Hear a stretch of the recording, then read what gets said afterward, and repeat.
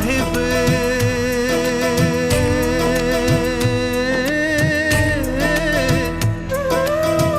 जग में महान है मेरा साहिब, जग में महान है।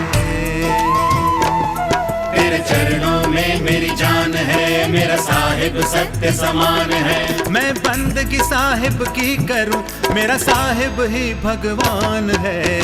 साहिब जग में महान है। साहिब बंदगी, साहिब बंदगी, साहिब साहिब बंदगी, साहिब बंदगी, साहिब बंदगी, साहिब बंदगी, साहिब बंदगी, साहिब बंदगी, साहिब बंदगी, साहिब मेरा साहिब। जब साहब ने 15वीं शताब्दी के प्रारंभ में आकर अमरलोक की बात की थी तो दोनों धर्मों ने साहब का विरोध किया था, हिंदू भी मुसलमान भी, क्योंकि इस विरोध का एक कारण था, वो निर्गुण से भी ऊपर बात कर रहे थे। इसलिए दोनों धर्मों को लगा कि कबीर का व्यक्तित्व, कबीर की वाणी हमारे धर्म का विरोध है। इसलिए उस समय का शासक भारत पर सिकंदर लोधी का शासन था। धर्म अगुआ लोगों के कारण से ही सिकंदर लोधी ने, उन्होंने जाकर शेख तकी को शिकायत की थी कबीर साहब की कि भाई ये आदमी ना हिंदू धर्म को मान रहा है ना इस्लाम को मान रहा है, जो भी बात बोल रहा है बड़ी अटपटी बोल रहा है। उन्होंने थोड़ा सा मिर्च मसाला लगाकर बात और बढ़ा करके शेख तकी के कान भरे। शेख तकी की बड़ाई की कि आप तो सिकंदर के भी पीर हैं, आप जो भी चाहेंगे होंगे, ये आदमी काफिर है, इस्लाम की भी खिलाफत कर रहा है, हिंदुत्व की खिलाफत कर रहा है। अब यहाँ खिलाफत क्या थी, इस्लाम भी निराकार तक की बात कर रहा है और हमारे वेद भी निराकार तक की बात कर रहे थे। साहब ने कहा ओमकार है जग को मूला, ओमकार में सब जग भूला। आगे बोला, अगर आप सभी धर्मों की तरफ और ध्यान देंगे तो निराकार तक बोल रहे हैं, 3 लोक तक की बात बोल रहे हैं, पर साहब ने चौथे लोक की बात कही।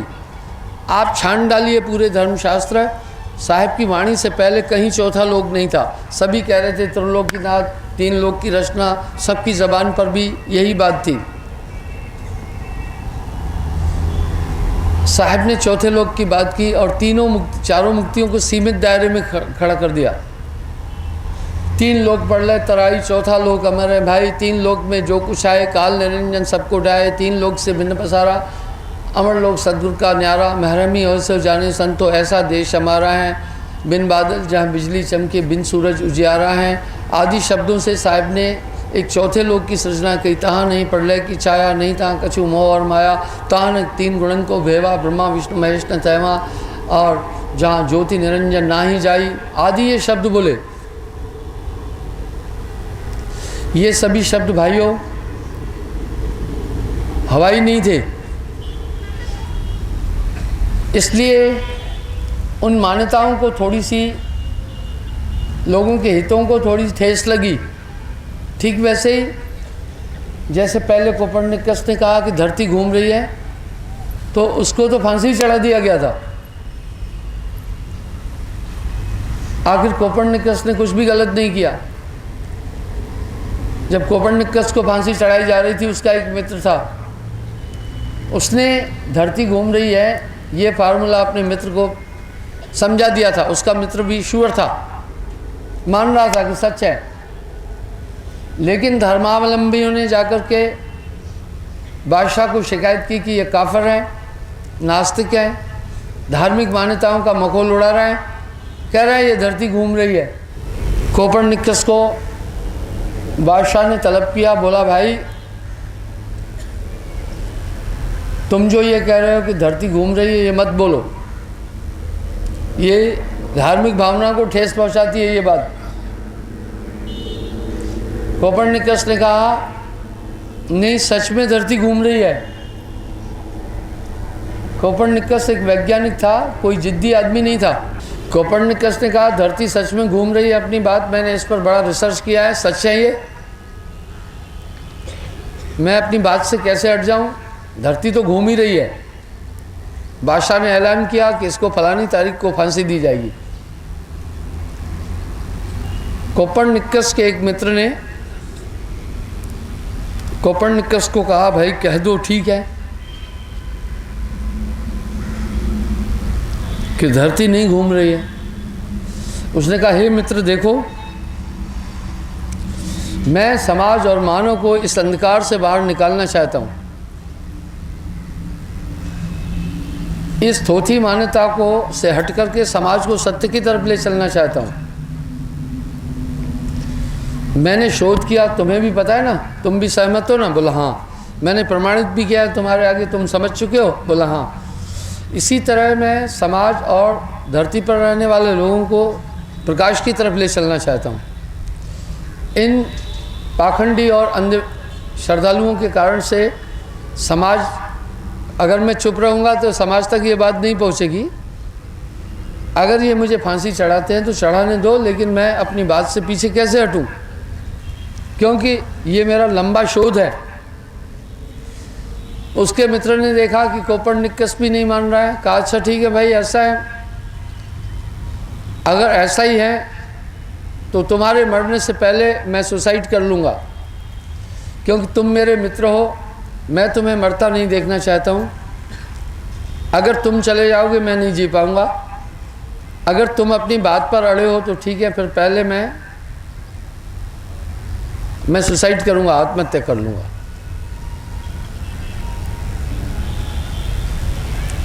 कोपर्निकस ने सोचा ये मेरा प्रिय मित्र है, अगर ये मर जाएगा तो ठीक नहीं है। उसने कहा अच्छा ठीक है मित्र, मैं तुम्हारे कारण से बोल देता हूँ। बादशाह के पास जजेस भी बैठे हुए थे।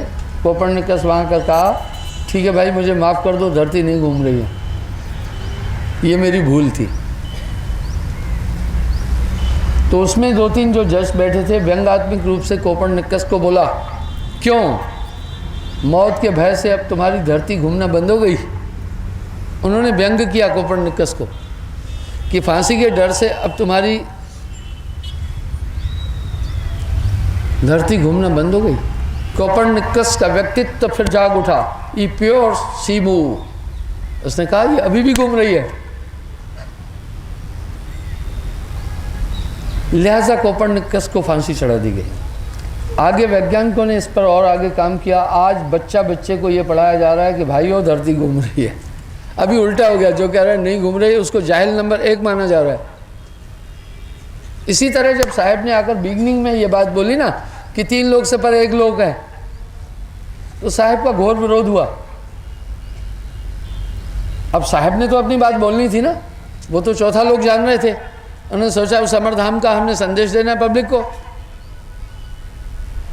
विरोध किसने किया? धर्मावलंबियों ने, जिन्होंने अपने हितों के लिए धर्म का प्रयोग कर रहे थे।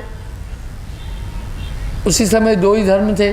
दोनों धर्मावलंबियों ने जाकर शेख तकी को पकड़ा। वो सिकंदर लोधी का गुरु था, पीर था।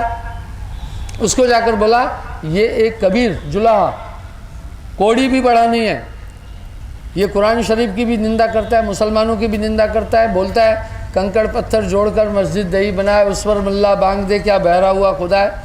और हिंदुओं की भी ये निंदा कर रहा है। ये क्या चीज़ है, इसको कोई बोलने वाला ही नहीं है, बेरोक टोक है। ये बोला है दुनिया ऐसी बावरी, पत्थर पूजन जाए, घर की चक्की कोई ना पूजे, जाको पीसो खाए। ये किसी धर्म को नहीं मान रहा है, नास्तिक आदमी है।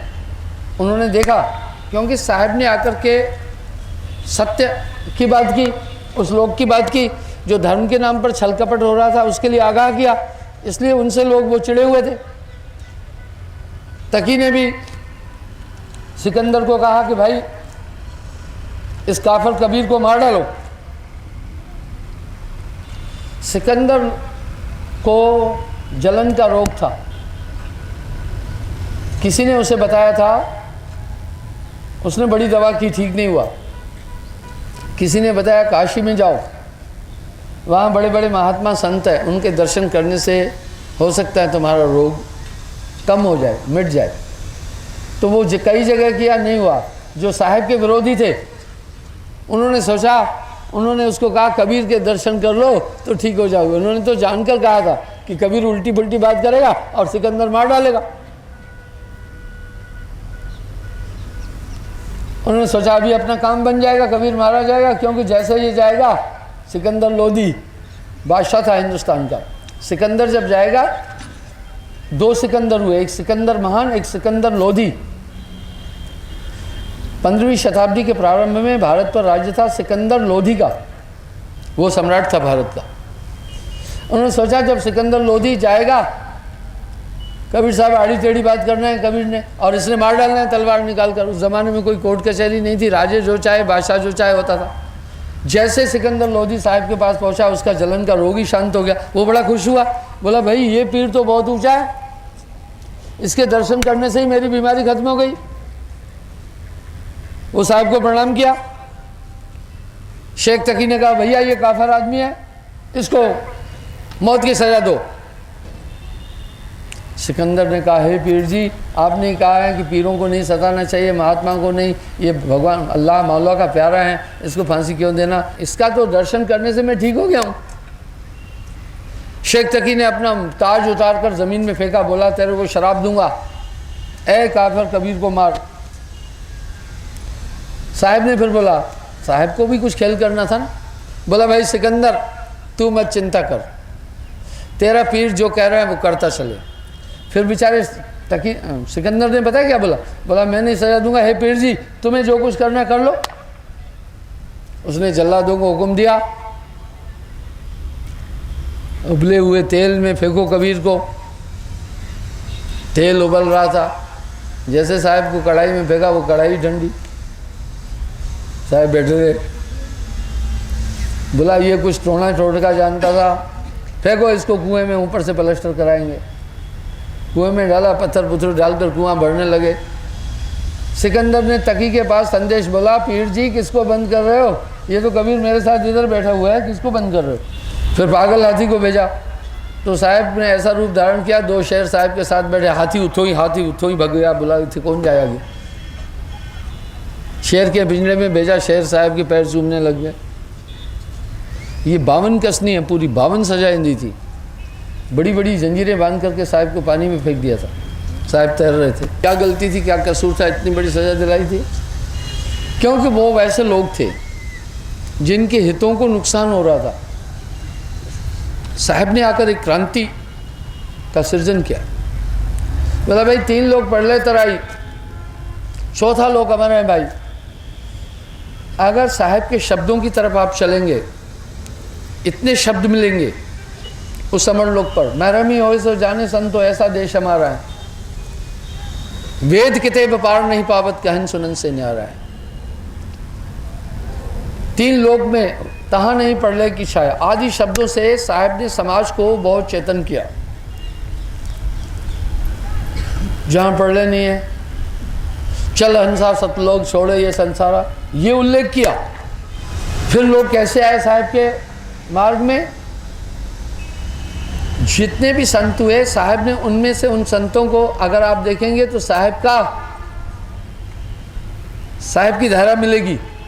लेकिन वो संत लोग किसी न किसी जाति से जुड़े थे, उनके जाने के बाद उन जाति के लोगों ने उन्हीं को भगवान बनाकर रख दिया, ठीक है। और अभी वो ऐसा भी कहने लगे कि हमारे महाराज का भी शरीर नहीं मिला था। ये क्यों बोल रहे हैं, साहब वाली नकल, पर इसका प्रमाण नहीं मिल रहा है, ठीक है। ये सिर्फ साहब का ही प्रमाण मिलता है, बाकी किसी का ये प्रमाण नहीं है, ठीक है। उन्होंने, पर उन महापुरुषों ने तो साहब की स्तुति की थी, पर जो उस जाति से जुड़े लोग थे उन्होंने उन्हीं संतों को फिर सबसे सुपर करके कहा यही सृष्टि रचयिता थे। हम संतों का सम्मान करते हैं, पर संतत्व की धारा तो साहब ने चलाई। वो कौन हुए संत जिनको साहब 4थे लोक में ले गया, उनको 4था लोक दिखाया। साहब ने अम्बु सागर में इसका उल्लेख किया, सर्वज्ञ ज्ञान सागर में। किस युग में किस किस को ले गया, आइए थोड़ा इस पर भी बातचीत करते हैं। फिर वो महापुरुष हुए, वो संत हुए, उन्होंने क्या बोला? उन्होंने भी 3 लोक से परे की बात बोली, ठीक है, उन्होंने भी 3 लोक से परे की बात बोली, उन्होंने भी चौथे लोक की बात बोली। और भारत में संत काल का और भक्ति काल का सृजन हुआ, एक लहर चली, लोग बाहरी सर्वगुण निर्गुण भक्ति से परे हट करके संतत्व की धारा की तरफ बढ़ने लगे, ठीक है। इससे लाजमी था जो धर्म के नाम पर कार्य करने वाले थे, जीविका निर्वाह करने वाले थे, उनको थोड़ी दिक्कत हुई होगी। उन्होंने विरोध किया, उस समय भी किया, तब भी किया, और इसको मैंने भी महसूस किया। वो तो करेंगे ही करेंगे। कोई धर्म के नाम पर आज हमारे देश में करीब 10 करोड़ लोग परमात्मा के नाम पर रोटी खाते हैं। हमें इसका दुख नहीं है। परमात्मा के नाम पर कोई रोटी खा रहा है, इसका दुख नहीं है। लेकिन वो साथ में ये भी करते हैं, आदमी को भ्रमित करते हैं, कहीं प्रेत के नाम से, कहीं टोने टोटके के नाम से, कहीं जादू झड़ी के नाम से, कहीं तंत्र मंत्र के नाम से, कहीं ग्रह नक्षत्र के नाम से, कहीं डायन और प्रेतों के नाम से। तो ऐसा तबका संतत्व की धारा को मंजूर नहीं कर पाता है, उनको ठेस लगती है, वो फिर संतों का विरोध करते हैं। वो चालाक तबका है। ऐसे में बाकी नॉर्मल भोले भाले लोगों की लाभी भी इकट्ठी करते हैं, राजाओं पर भी प्रेस डालते हैं, न्यायालयों पर भी प्रेस डालते हैं और दंड दिलाते हैं। आप अतीत उठा कर देखो, संतों को इसलिए तंग किया गया, ठीक है, और ये परेशान संतों को किया गया। उन्होंने तो अपनी बात बोलनी है। तो साहब ने आकर के कुछ अजूबी बातें बोली। इस श्रृंखला में कई मत मतांतर हैं। धर्मदास जी का पंथ है, भीखा साहब का पंथ है, दादू दयाल जी का पंथ है, गरीबदास जी का पंथ है, जगजीवन साहब का पंथ है, पलटू साहब का पंथ है। कई और भी मत मतांतर थे जो शुद्ध रूप से अध्यात्म पर चलने वाले थे, वो शुद्ध रूप से चौथे लोक की बात करने वाले थे। उसमें क्या था? साहब ने 5 चीज़ों पर समाज को कंसंट्रेट किया था उस समय। पहला, 3 लोक से परे एक देश है। ये चारों मुक्तियां एक सीमित दायरे के अंदर है। सामीप्य, सालोक्य, सारूप्य, सायुज्य। भला आप ये बताएं, स्वर्ग में कैसा आत्मज्ञान? मैंने ऋषि मृदगल का वृतांत बताया, कई बार बोला है। जब देवदूत मृदगल ऋषि को लेने के लिए आए, कन्नड़ ऋषि थे, देवदूत ने कहा, पुष्प विमान लेकर आया, हे ऋषिवर तुम्हारी जय हो, तुम्हारे पुण्य प्रताप के कारण से स्वर्ग से तुम्हारे लिए निमंत्रण आया, विराजिए, चलिए। मृदगल ने कहा, हे देवदूत, स्वर्ग में जाने से पहले जानना चाहता हूँ वहाँ कैसा है। देवदूत ने कहा, महाराज स्वर्ग का क्या वर्णन बताऊँ, आनंद ही आनंद है, वहाँ अभाव नहीं है, सुंदर सुंदर फूल हैं, सबके गले में हाथों में फूलों की मालाएं हैं जो कुमलाती नहीं है, अद्भुत खुशबू है। स्वर्ग में नाना प्रकार के पेड़ हैं, सभी फल हैं, 12 ही महीने फूले रहते फल, आप जो भी फल खाना चाहें कोई मना नहीं है। सुंदर सुंदर झरने हैं, रमणीक दृश्य हैं, नैनाभिराम दृश्य दिखते हैं वहाँ पर, झरने कलकलाते हुए बह रहे हैं, नदियाँ। देवदूत ने स्वर्ग का वर्णन किया, बड़ी खूबियाँ बताई।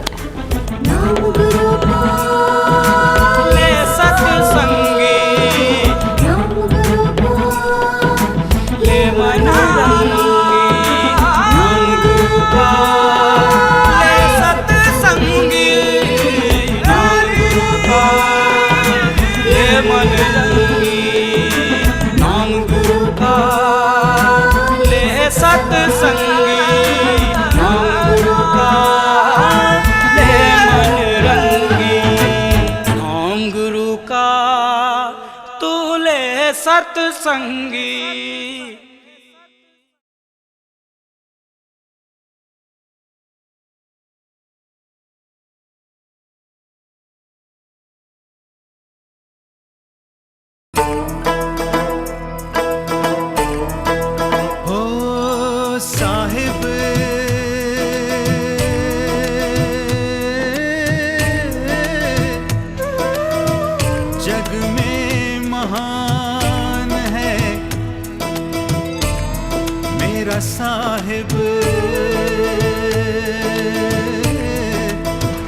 जग में महान है।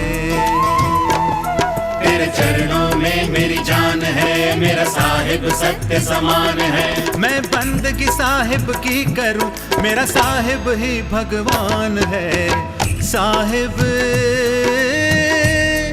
जग में महान है। साहिब बंदगी, साहिब बंदगी, साहिब साहिब बंदगी, साहिब बंदगी, साहिब बंदगी, साहिब बंदगी, साहिब बंदगी, साहिब बंदगी, साहिब बंदगी, मेरा साहिब।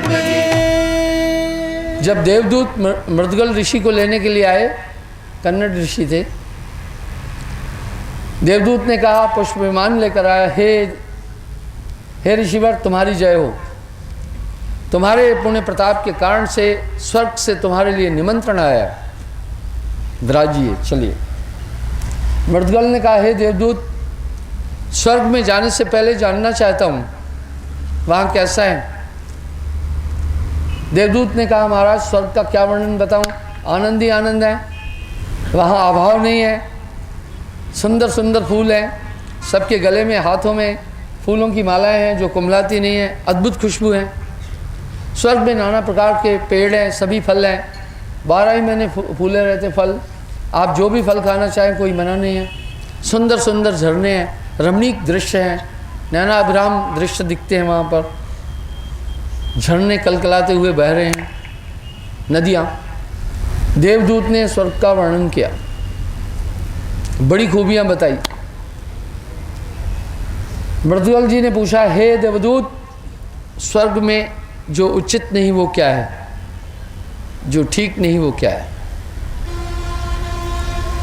बोला, महाराज स्वर्ग में 3 चीज़ें ठीक नहीं है। सबसे पहले वहाँ भय है। मृदगल ऋषि ने पूछा, हे देवदूत भय क्यों है। बोला, महाराज सबके गले बाजुओं में फूलों की माला हैं जो कुमलाती नहीं है, लेकिन जब पुण्य क्षीण होने वाले होते हैं तो कुछ दिन पहले, 1 महीना पहले वो कुमलाने लग जाती है। आदमी को पता चलता है अब मृत्यु लोक में जाकर फिर जन्म लेना है, इसलिए वहाँ भय है कि मेरे पुण्य क्षीण होते ही, जैसे फौजी आदमी 2 महीने छुट्टी आता है, बड़ा खुश होता है कि फौज के कानून से मुक्त हूँ, आराम से सोऊंगा, नहीं तो उधर सीटी बजती रहती है, हालांकि इधर उधर पूरे काम में जहाँ चाहे वो 2 महीने खुश होता है। लेकिन जब महीना गुजर जाता है फिर वो उल्टी गिनती गिनता है, हाय अभी 29 दिन रह गए, 28 दिन बाद फिर उठे ही जाना है, 27 दिन, फिर थोड़े दिन रह जाते हैं, कहीं बेल्ट ढूंढता है, कहीं अपनी किट ढूंढता है, कहीं अपना सामान ढूंढता है, उसको फिक्र हो जाती है कि भाई वापस जाना है। इसी तरह स्वर्ग में रहने वाला चिंतित होता है। बोला, और बोला, महाराज वहाँ ईर्ष्या है। मृदगल ने कहा, हे देवदूत ईर्ष्या क्यों। बोला, हे ऋषिवर 3 श्रेणियों का स्वर्ग है, उत्तम, साधारण, मध्यम, उत्तम। वहाँ पर उन्नति नहीं है, आदमी नवीनात्मक कोई काम नहीं कर सकता है, रचनात्मक कोई काम नहीं कर सकता है। जैसे हम धरती पर चपरासी हैं तो क्लर्क बनने की ट्राई करता है, आगे की उन्नति के लिए आदमी स्वतंत्र है, प्रयास करता है। स्वर्ग में प्रयास नहीं हो सकता है, आगे फ्यूचर के लिए विकास और उन्नति नहीं है। क्यों नहीं है, वहाँ केवल भोग है, मनुष्य वहाँ कृत नहीं करता है, स्वर्ग केवल भोग लोक है, वहाँ धरती पर किए हुए कर्मों का फल भोगने के लिए जाना होता है। देवदूत ने कहा, हे ऋषिवर तीसरी चीज़ वहाँ कमी है, वहाँ विकास नहीं है, केवल भोग लोक है, हम वहाँ सब अपने कर्मों का भोग भोगने के लिए जाते हैं। जैसे हम धरती पर मृत्यु लोक पर उन्नति कर सकते हैं, विकास कर सकते हैं, एक लाइन छोड़कर दूसरी पकड़ सकते हैं, स्वर्ग में ऐसा नहीं है, केवल भोग है, हमें अपने किए हुए कर्मों का वहाँ फल भोगने के लिए जाना है, कोई भी रचनात्मक काम वहाँ कर ही नहीं सकते। मृदगल ने कहा, हे देवदूत तुम्हारा बहुत धन्यवाद, जाओ तुम्हारे स्वर्ग में मुझे नहीं जाना है। देवदूत ने कहा, महाराज ऐसा क्यों। बोला, हे देवदूत तुम्हारा स्वर्ग संक्रमित और दूषित है, जहाँ फल खाया जा रहा है वहाँ आत्मज्ञान कैसा। जहाँ खाया जा रहा है, आपने ही तो कहा ना वहाँ तरह तरह के पेड़ हैं, जहाँ खाया पिया जा रहा है इसका मतलब वहाँ आत्मज्ञान नहीं है, क्योंकि आत्मा खाने पीने से परे। पहला दोष है तुम्हारे स्वर्ग में कि वहाँ आत्मज्ञान है ही नहीं है, और दुनिया मरी जा रही है स्वर्ग के लिए, मरी जा रही है स्वर्ग के लिए। साफ तो कहा, कर्माणि क्षीणे मृत्युलोक, कर्म क्षीण होते ही मृत्युलोक में आओगे। वो एक किराए का मकान है। बोला हे मर्द हे देवदूत, वहाँ ईर्ष्या है, वहाँ भय है, जहाँ भय है वहाँ आनंद कैसा है, जहाँ ईर्ष्या है वहाँ संतोष कैसा, और जहाँ केवल भोग है वहाँ ज्ञान कैसा। मैं महानिर्वाण की प्राप्ति करना चाहता हूँ, वापस जाओ, मैं तुम्हारे स्वर्ग में नहीं जाना चाहूँ। ऋषि मृदगल गए ही नहीं वहाँ। यहाँ दुनिया बड़ी दीवानी है, स्वर्ग में जाएं, स्वर्ग में जाएं। तो साहब ने आकर के कहा कि हम स्वर्ग में जाकर के भी मुक्त नहीं हैं, हम पितृलोक में सामीप्य मोक्ष पाकर भी मुक्त नहीं हैं, हम ब्रह्मादि लोकों में जाकर भी मुक्त नहीं हैं, वहाँ सब बंदिशें हैं।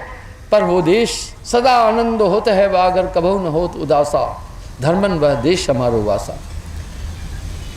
जहाँ से हंसा आया अमर है वो लोकवा, पानी नहीं पवना नहीं, वो अद्भुत देश है जहाँ मन नहीं है, बुद्धि नहीं है, ऊब नहीं है, सदा आनंद होता है वह अगर कभू न होत उदासा, धर्मन वह देश हमारो वासा। परम पुरुष आप राजे हंसा करत बिलासा, यक रूप सभी है न खुदावंद न बंदा, उस मंजिले नज़दीक नहीं काल का फंदा।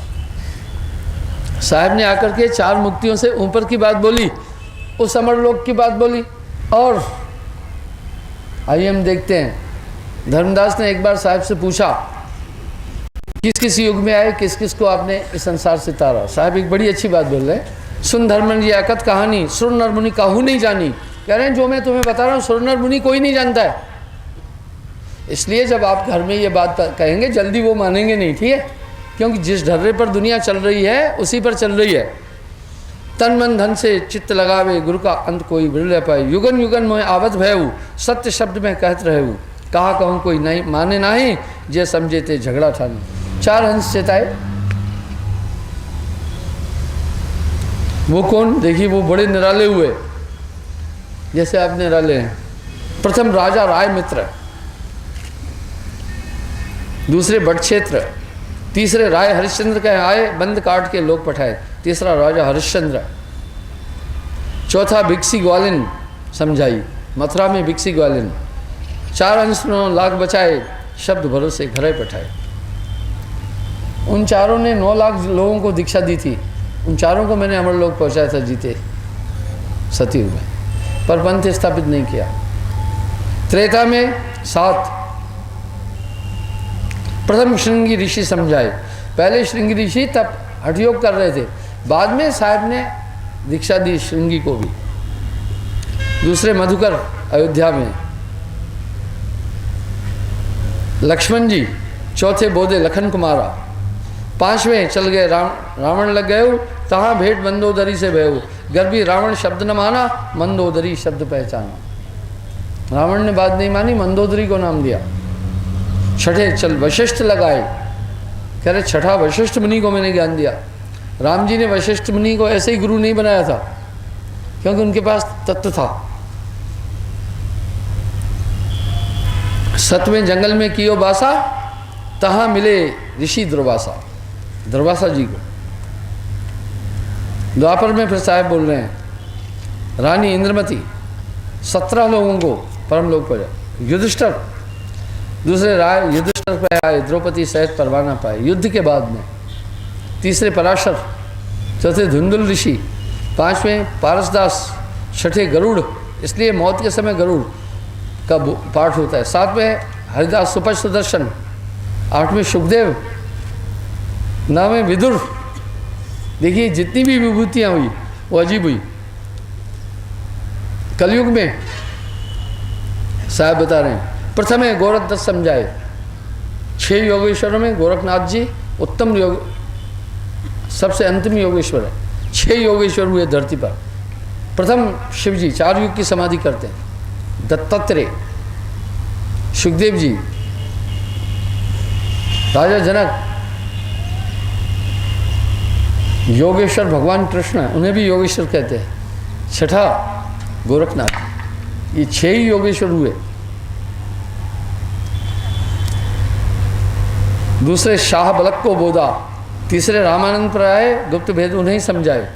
चौथे पीर की परिचय देना, 5वें शरण सिकंदर लेना, शेख तकी को भी दीक्षा दी फिर साहब ने, और 5वां सिकंदर को।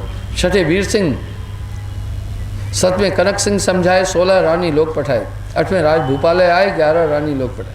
9वें रत्ना बनी 10वें अलीदास धोबी, 7 जी परवाना पर, 11वें राजा भोज समझाई, तिनको भक्त करी छितलाई, 12वें मोहम्मद को कहो कुराना, हद हुक्म जीव कर जाना, 13वें नानक को कहो उपदेशा, गुप्त भेद का कहा संदेशा, 14 दामोदर साहब समझाए, करामात दे जी मुक्ता, 14 हंस कलयुग में कीना, गुरु स्वरूप परवाना देना। अर्थात साहब ने पहली बात तो चौथे लोग की बात की, दूसरा कहा ये नाम वाणी नहीं है, अकह नाम सो कहा न जाई, लिखा न जाए, पढ़ा न जाए, बिन सदगुरु कोई ना ही पाए। तीसरा कहा गुरु आत्मा और मन को अलग करेगा, गुरु पारस गुरु परस है, गुरु अमृत की खान। आप देख सकते हैं पहले मन हावी था, जब मैं था तो गुरु नहीं। जो ये इंडिविजुअलिटी है, जो अनुभव हो रहा है मैं हूँ, ये तो मन है, ये पूरा मन का पसारा है, इसमें मन बुद्धि चित्त अहंकार है। आत्मा कौन है? गुरु नामदान देने के टाइम पर इस आत्म तत्व को जागरूक कर देता है, फिर इनकी ताकत नहीं रहती। अभी आत्मा का प्रकाश आच्छादित है, जैसे आप देखते कोहरा सूर्य के प्रकाश का आच्छादन करता है, वो उलझाता है सूरज के प्रकाश को, धरती पर नहीं आने देता है, पर सूरज के प्रकाश को खत्म नहीं कर पाता है। इसी प्रकार पर कोहरे की उत्पत्ति स्वयं सूर्य से ही है। इसी प्रकार मन बुद्धि चित्त अहंकार आत्म तत्व से ही प्रकाशित होकर के आत्मा को ही बांधे हुए हैं। आप हो, आप ही बंधो। जिस दिन गुरु नाम देता है आत्म तत्व को कंसंट्रेट करता है, इसलिए खुद ही मिटती है। आप चाहें कि भाई ये मेरा आपा भी बना रहे, मैं रहूं, मेरा ये वजूद भी रहे, दुनिया का मौज मस्ती भी करें, तो कैसे हो पाएगा? ध्यान दो ना भाई, हम मेहंदी से लालिमा निकालते तो मेहंदी के स्वरूप को डिफेम कर मिटाना पड़ता है नहीं? अरे दूध में से माताएं दही में से मक्खन निकालती है तो दही के स्वरूप को विकृत कर खत्म करना पड़ता है नहीं? तिलों के अंदर से तेल निकालने के लिए तिलों के वजूद को खत्म करना पड़ता है नहीं? मेहंदी से लालिमा निकालने के लिए मेहंदी के स्वरूप को पीसना पड़ता है नहीं? इसी तरह ये जो स्वरूप है, इसी में तो आत्मा उलझी है।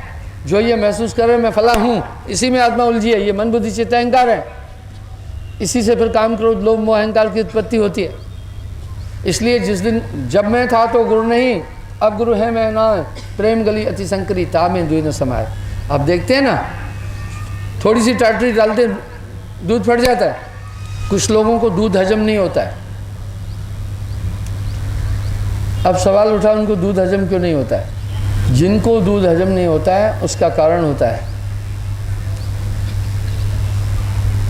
एक पोप्टिन पदार्थ होता है, दूध पीने के बाद हमारे कंठ में जब उतरता है वो उसको फाड़ देता है। जब दूध फट जाता है तो उसका सार स्टोमक में पहुंचता है, बाकी पेशाब बनकर पानी के रास्ते आ जाता है। लेकिन कुछ लोगों के शरीर में वो पदार्थ कम हो जाता है, दूध पीने के बाद फटता ही नहीं है, वो दिन भर गुटर गुटर करके अंदर घूमता रहता है, इसलिए उनको दूध हजम नहीं होता है। ये कारण है। वो लोग क्या करें, दूध पीने से आधा घंटा पहले 15 मिनट पहले 1/4 नींबू का रस पी लें, उसके बाद वो दूध पिए, दूध हजम हो जाएगा। ठीक है, दूध फट जाएगा।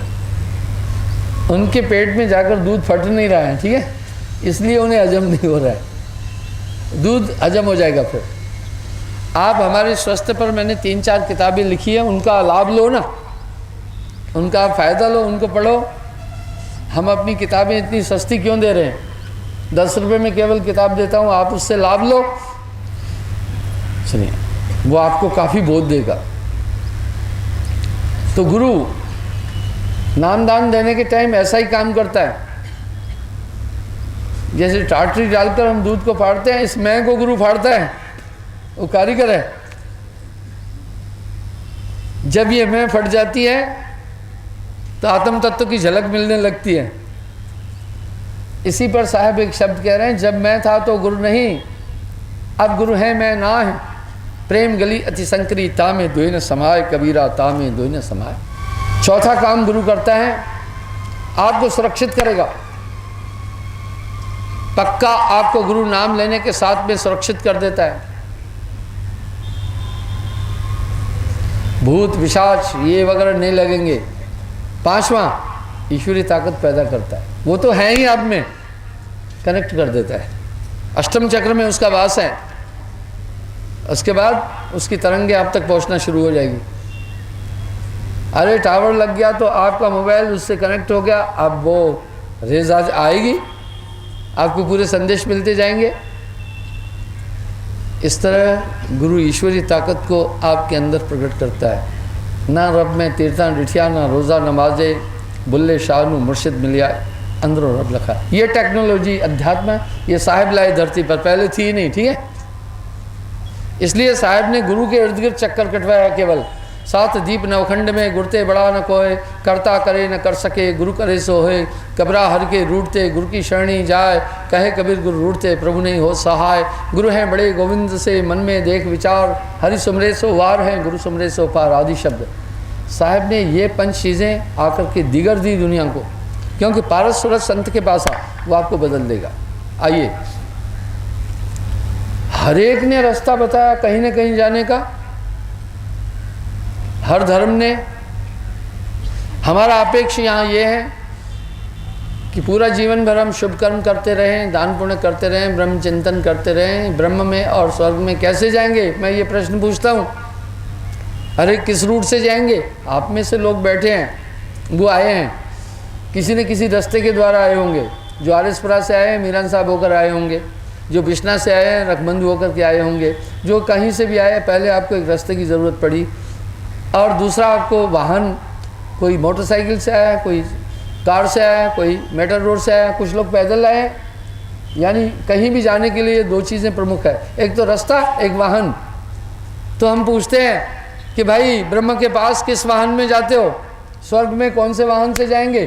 खुदा के पास कौन सी गाड़ी में जाना है? यहाँ मामला अटक जाता है, क्योंकि वो पढ़ लिख करके बात हो रही है। यहाँ साहब ने अपेक्ष किया, भाई तेरा मेरा मनवा कसिक हो ही रे, वो यहाँ अटक जाते हैं। आइए मैं बताता हूँ किस वाहन से जाएंगे, किस रूट से जाएंगे। विहंगम मार्ग क्या है? यही है, पक्षी को उड़ने के लिए कोई लकीर बनी हुई नहीं है, वो चल पड़ता है। सुरत जात नहीं लागत 12। जब भी ये आत्मा अमरलोक की तरफ चलती है, महापुरुष सतलोक की तरफ जब चलते हैं, तो आत्मा हल्की होती जाती है। हल्की कैसे होती जाती है? सब चीज़ें छूटती जाती हैं, एंड में केवल कंसंट्रेशन रह जाता है, उसमें थोड़ा मन होता है। सूरत सागर में जाने के बाद मन भी छूटता है, केवल ध्यान होता है। वो कहीं भी जाए, ध्यान जहाँ गया वो सोचता है मैं वहीं पहुँच गया। सही बात है, अभी आपका ध्यान अगर यहाँ से घर में भेजा तो आप सच में वहाँ पहुँच गए, पर इतने में आपकी बुद्धि आपको भ्रमित करती है। आपकी ये क्षमता मन दिखाना नहीं चाह रहा है, आपको कहा तुम यहाँ थोड़ी पहुँचे, तुम्हारा शरीर तो वहाँ सतवारी में पड़ा है, तो आप वापस आ जाते हैं। सच ये है, जिसकी आश लाग रहे जय माँ, कहे कबीर पहुँचाऊँ तय माँ। प्रमाण दे रहा हूँ, आपके इस ध्यान में बहुत ताकत है, आपकी आत्मा में बहुत ताकत है। यही बात वासुदेव कृष्ण ने भी कहा है, अर्जुन इस आत्मा की ये आंखें नहीं है पर सब तरफ देख सकती है, इस आत्मा के कान नहीं है तब भी सभी दिशाओं से सुन सकती है। यानी हमारी आत्मा के कान इससे भी बहुत मजबूत है, उनकी रेंज बहुत है। बोला है अर्जुन इस आत्मा के पैर नहीं है, सभी दिशाओं से चल सकती है।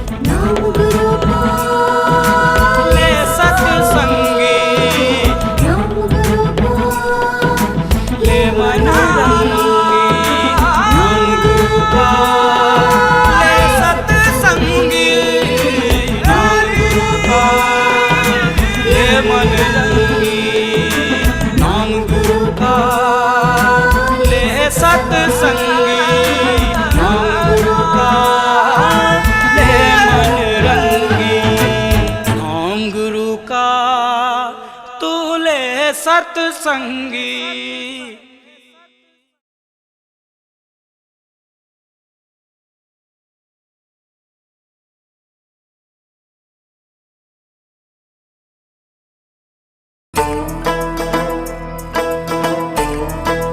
हो साहिब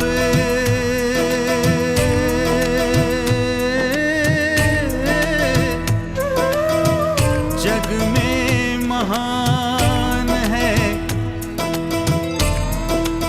साहिब जग में महान है।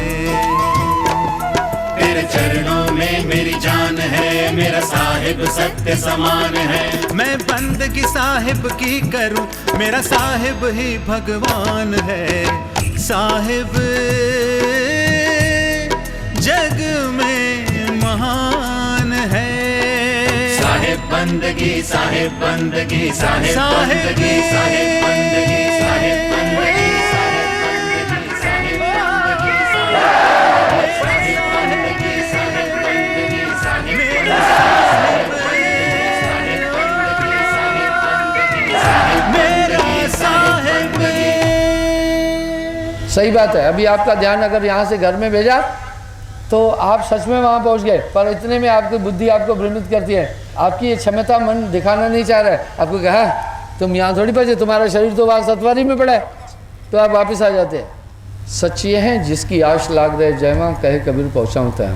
प्रमाण दे रहा हूँ, आपके इस ध्यान में बहुत ताकत है, आपकी आत्मा में बहुत ताकत है। यही बात वासुदेव कृष्ण ने भी कहा है, अर्जुन इस आत्मा की ये आंखें नहीं है पर सब तरफ देख सकती है, इस आत्मा के कान नहीं है तब भी सभी दिशाओं से सुन सकती है। यानी हमारी आत्मा के कान इससे भी बहुत मजबूत है, उनकी रेंज बहुत है।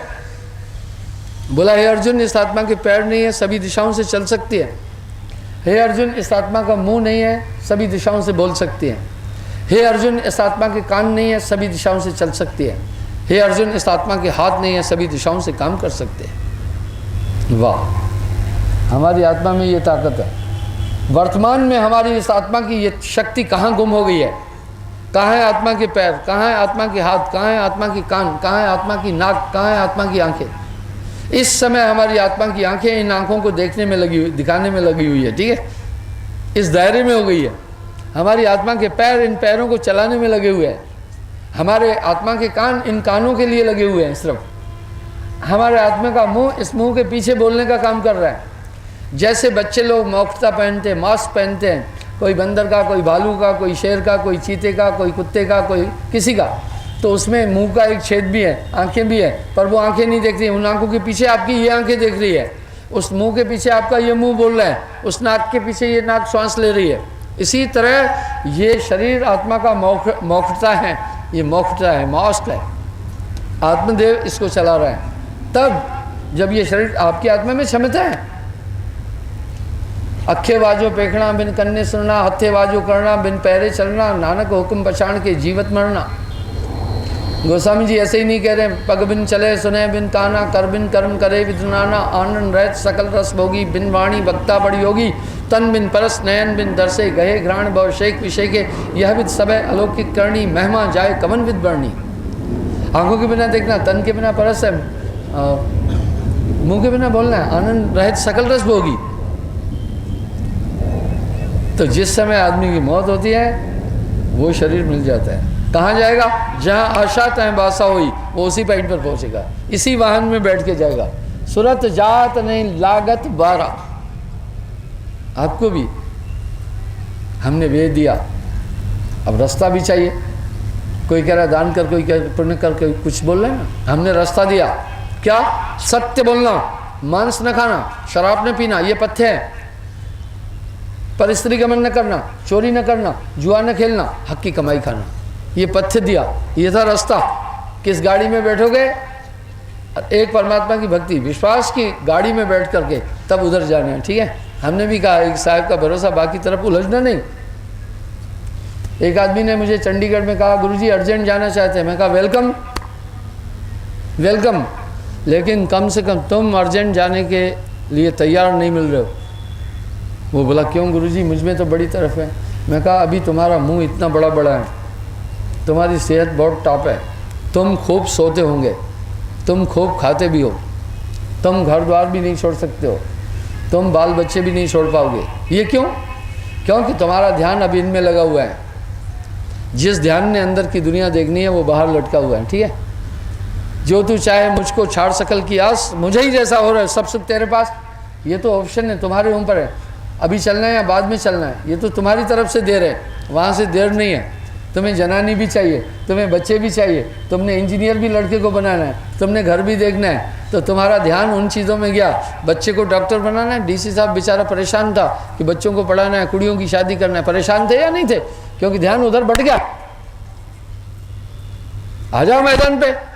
लेकिन नहीं, तुम कहते हो जनानी भी चाहिए, बच्चे भी चाहिए, घर भी चाहिए, बच्चों को डॉक्टर भी बनाना है, सतलोक भी चलना है। तो फिर मैंने कहा फिर आ जाओ, फिर ये करना और साहब की मौजी पहुँच जाओगे। उसमें भी शर्त रखी, अगर विरुद्ध चलोगे तो नहीं पहुँचोगे। हमारी बात बड़ी स्ट्रेट है। ये तो तुम्हारे हाथ में कब चलना है। शिव कुमार हमारे भजन गा रहा, सब चीज़ है, ठीक है, साहिब को पकड़ा है। ये नहीं क्षण सुमरे क्षण बीसरे, यह तो सिमरण नाय, 8 पहर भी ना रहे, सिमरण सोई कहा। अगर आपका ध्यान दुनिया में ज़्यादा होगा तो फिर सुरती आपकी दुनिया भी हो जाएगी, फिर दुनिया ही देखोगे। इसलिए आपको फिर मैंने एक और जरिया दिया, ज़्यादा दुनिया में नहीं उलझना। साईं इतना दीजिए जामे कुटुंब सवाए, मैं भी भूखा ना रहूँ, अतिथ न भूखा जाए। नहीं तो कैसा होगा, सुनो।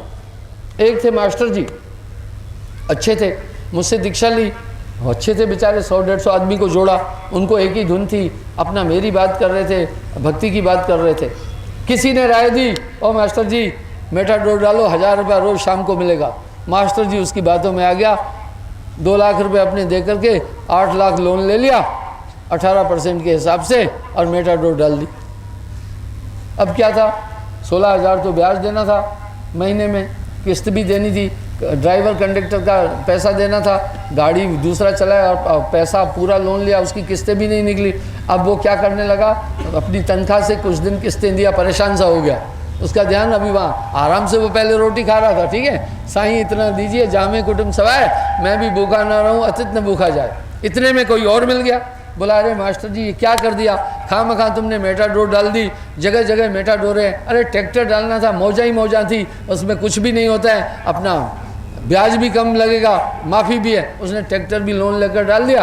अब ट्रैक्टर तो आजकल घर घर में हो गया, वो ट्रैक्टर उसको समझाया रेता उठाना है, बालू ढोना है, बाकी चीज़ करना है, खेती बाई करना है, मौजा ही मौजा है, थ्रेशिंग करना है। बेचारा उसकी भी बात में आया कि ट्रैक्टर से कमा करके गाड़ी वाला लोन भी पाटूंगा और आराम से खाऊंगा। अच्छा जी, ट्रैक्टर भी चला नहीं, बड़ी परेशानी। तीसरे ने फिर कहा, ओ मास्टर जी, अब मास्टर जी मेरे पास थोड़ा कम आए, जब आए तो लगता है परेशान, देखने से भी लगता है। मैं कहा इसकी रूहानियत ही नज़र नहीं आ रही, अभी उलझा है मास्टर जी, मामला क्या है। मैं कुछ ज़्यादा नहीं बोला। इतने में तीसरे ने बोला, अरे मास्टर जी अपने को उलझा दिया आपने खामखा, अरे चक्की डालना था, उसी में तेल वाला भी लगना था और धान निकालने वाला भी और मक्का पीसने वाला भी वो लगाना था, ज़्यादा पैसे भी नहीं लगते, मौजा ही मौजा, वो बेचारा उसमें लगा। अब मास्टर जी का ध्यान कभी गड्डी में, पुलिस कभी गाड़ी रोक ले, कभी एक्सीडेंट, कभी कुछ ट्रैक्टर में, कभी वो चक्की में, वो दिन भर फराटी और चक्कर में। भजन तो क्या करना, अब वो लगता ही नहीं था, बाकी को क्या लेना। धीरे धीरे मास्टर जी पहले महीने में 4-5 बार आता था, अभी दिखे ही नहीं, और 2-2 महीने नहीं। मैंने लोगों से पूछा भाई क्या हो गया, मास्टर जी नज़र नहीं आ रहा। बोला गुरुजी मास्टर जी उलझ गया बड़ा, उसने मेटाडोर डाली, चक्की डाली और ट्रैक्टर वगैरह। अब मास्टर जी जब आता है तो मास्टर जी मुझे देख रहा है, लेकिन उसकी सुरती मुझ में होती नहीं है। कभी ट्रैक्टर में वो बैठा हुआ भी ऐसा लगता है बड़ी दूर बैठा हुआ है। तो यहाँ साहब कह रहे हैं भैया इंद्री पसारा रोक ले, सब सुख तेरे पास, कबीर मन तो एक है, भावे जहाँ लगाए, भावे गुरु की भक्ति कर, भावे विषय कमाए। जब तलक विषयों से ये दिल दूर हो जाता नहीं, तब तलक साधक बेचारा चैन सुख पाता नहीं। मन की कल्पना में घूमते रहोगे, दुनिया भी हो जाओगे। इसलिए वहाँ से अपने ध्यान को हटाओ। क्षण सुमरे क्षण बीसरे, यह तो सुमरण ना है, 8 पैर भी ना रहे, सुमरण सोई कहा। अगर है शौक मिलने का तो हरदम लौ लगाता जा, मिटा कर खुद नुमाई को भस्म तन से रमाता जा। इस मैं को मिटा दे। भाइयों जाकी सूरत लाग रहे जयवा, कहे कबीर पहुँचाऊँ तहवा। हमने आपको भजन क्या बताया, सुरत योग, सुरत शब्द अभ्यास नहीं बोला। ये सुरती जो कुछ है वो सुरत है, इसे दुनिया में नहीं घुमाना।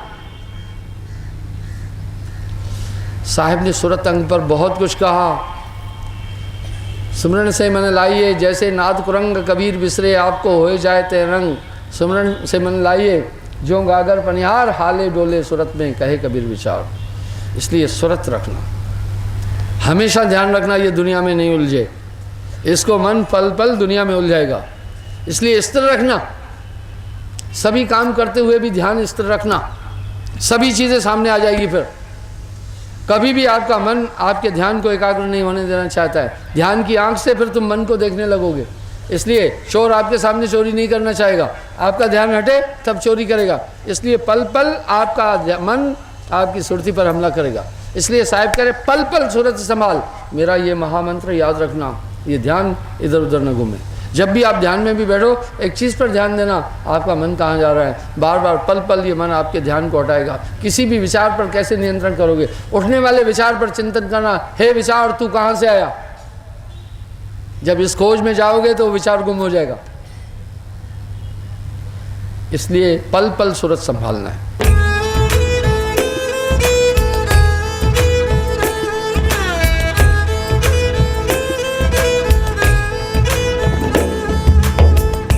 मन की इच्छाएं कैसी होती हैं? शरीर से संबंधित मन की इच्छाएं होती है। पहला मन ने इच्छा की, यह हमारी आत्मा की इच्छा नहीं थी।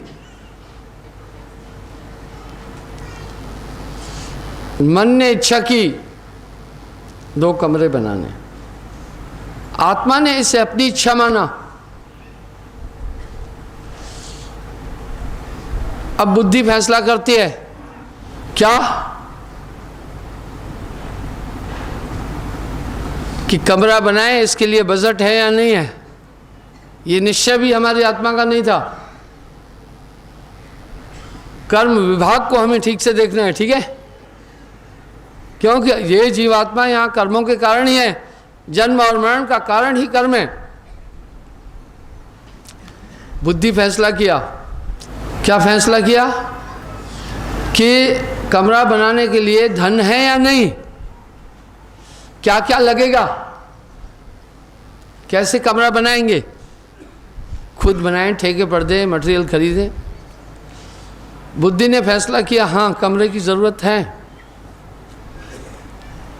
कमरा बनाना है। ये निर्णय किसका है? बुद्धि का। बुद्धि बाद में चित्त को कहती है।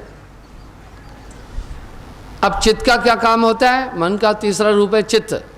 कहाँ से ईंट लाना है, कहाँ से बजरी लाना है, कहाँ से सीमेंट लाना है, कहाँ से मटेरियल लाना है, चित्त को पता है। क्योंकि चलते फिरते यहाँ तो कानों से सुना कि फलानी जगह ईंट है, यहाँ तो आंखों से देखा ईंट का भट्टा है। चित्त ने पूरा नक्शा बनाया, यहाँ यहाँ ये चीज़ मिलेगी। फिर अहंकार एक्टिविटी जो होती है वो उठा, ठीक है बनाएंगे कमरा। ये चारों मन थे। आखिर आत्मा कहाँ इसमें शामिल हुई? जो शरीर को चलने के लिए ऊर्जा दी गई वो आत्मा ने दी। शरीर की ऊर्जा क्या है? श्वास। श्वास लेने की प्रक्रिया आज्ञा चक्र में बैठकर आत्मा ने की, इससे शरीर चला। श्वास से कैसे चला? ये पवन 10 वायुओं में बदलती है। अपान, समान, उदान, प्राण, सर्वतन्व्यान, देवदत्त, किरकिल, नाग, धनंजय, सबल, ये 10 वायु। अपान भोजन हजम कर रही है, उदान कलेजे में है, प्राण हार्ट बीटिंग में काम कर रही है, सर्वतन्व्यान जोड़ों में है, समान शरीर को मोटा होने से रोकती है, धनंजय भुजाओं में है, जोड़ लगाने के लिए उसका काम करते हैं, नाग कंठ में जो नींद लाती है, किरकिल नासिका में जिसे छींकते हैं, ये ट्रैफिक पुलिस का काम करती है। वायुओं को मिलने नहीं देती है, आपस में जुड़ने नहीं देती है, सबको अलग अलग करती है। इसलिए छींकने के बाद आपको रिलैक्स फील होता होगा। देवदत्त पलकों में उठा रही है पलक। सबल पूरे शरीर की रोम रोम को चेतन करने वाली वायु है। 10 वायु हैं। ये कौन लिया? ये प्रक्रिया आत्मा ने की। इस स्थूल शरीर को तब चेतन किया श्वास ने, प्राणों ने। यहाँ आत्मा ने ऊर्जा दी। आत्मा शरीर को ऊर्जा दे रही है, एक सिस्टमेटिकल तरीके से दे रही है। अब आप देखिए, इसका मतलब है पावर हमारी आत्मा का है। प्रक्रियाएं किसकी है? मन की। इस पावर से क्या काम हो रहे हैं? सिर्फ शरीर के। मन का रुझान शरीर की तरफ है, इसलिए इससे जो भी काम हो रहे हैं केवल शारीरिक है।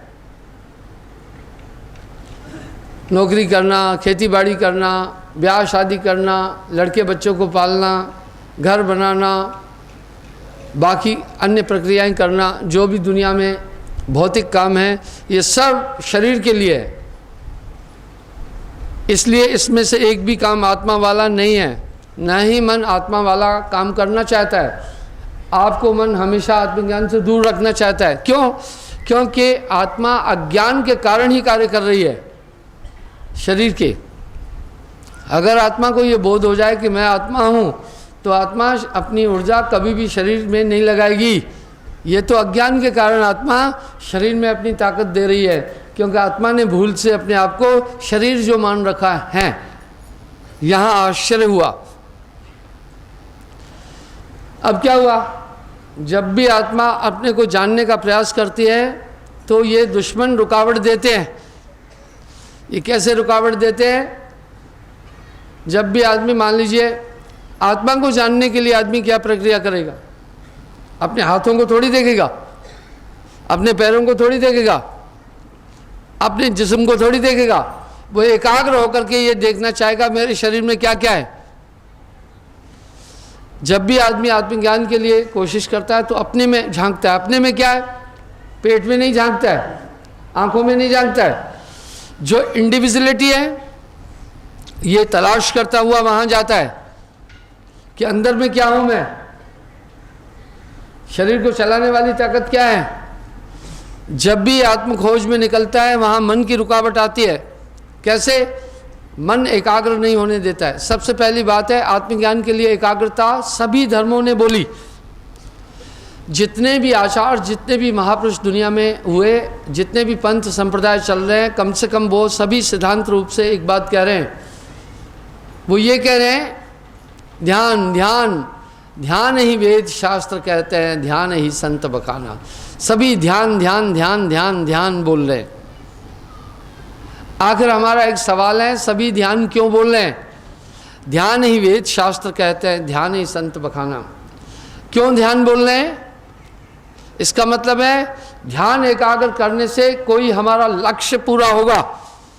आखिर सभी ध्यान एकाग्र करने के लिए क्यों बोल रहे हैं? क्योंकि ध्यान आत्मा है। इसलिए हम स्वाभाविक कहाँ पहुंच जाते हैं? एकाग्रता की तरफ। जैसे अपनी आत्मा की खोज में आदमी निकलता है, स्वाभाविक एकाग्रता की तरफ बढ़ता है। इसका मतलब है कंसंट्रेशन। आदमी को एक बात का पता है, हर काम मेरे ध्यान से हो रहा है, लेकिन ये व्यक्त नहीं कर पा रहा है, ये बोल नहीं पा रहा है, ये अध्यात्म बोलने में नहीं आ रहा है। जितने भी काम हम दुनिया में कर रहे हैं, सभी कामों के संचालन के लिए ध्यान की ज़रूरत पड़ती है। मैंने कई बार एक ही उदाहरण दिया है। अभी आप बैठे हैं, मुझे सुन रहे हैं, मुझे समझ रहे हैं। अगर यहाँ आपका ध्यान कहीं और जगह चला जाएगा, आप मुझे देख नहीं पाएंगे, सुन भी नहीं पाएंगे, समझ भी नहीं पाएंगे। सीधा अर्थ ये हुआ कि सुनने, देखने और समझने की ताकत हमारे ध्यान में थी। इसलिए आदमी अपने ध्यान को एकाग्र करके जानना चाहता है अपने आप को, कंसंट्रेट होना चाहता है। लेकिन जब भी ये एकाग्र होता है, कुछ डिस्टर्बेंस आते हैं बॉडी में। हमें देखना होगा वो रुकावटें क्या हैं। साहब ने जो भी बातें कही हैं, बहुत साइंटिफिक बातें हैं। जब भी आप एकाग्र होना चाहेंगे तो 4 चीज़ें आपको रुकावट देगी: मन, बुद्धि, चित्त, अहंकार। यानी ओवरऑल मन। ये मन क्यों? मन कभी नहीं चाहता है कि आप अपने स्वरूप को जानें। मन कभी नहीं चाहता है आप आत्मा को जानें। क्यों? ले सत्संगी ले मना ले सत्संगी ले मन नाम गुरु का ले सत्संगी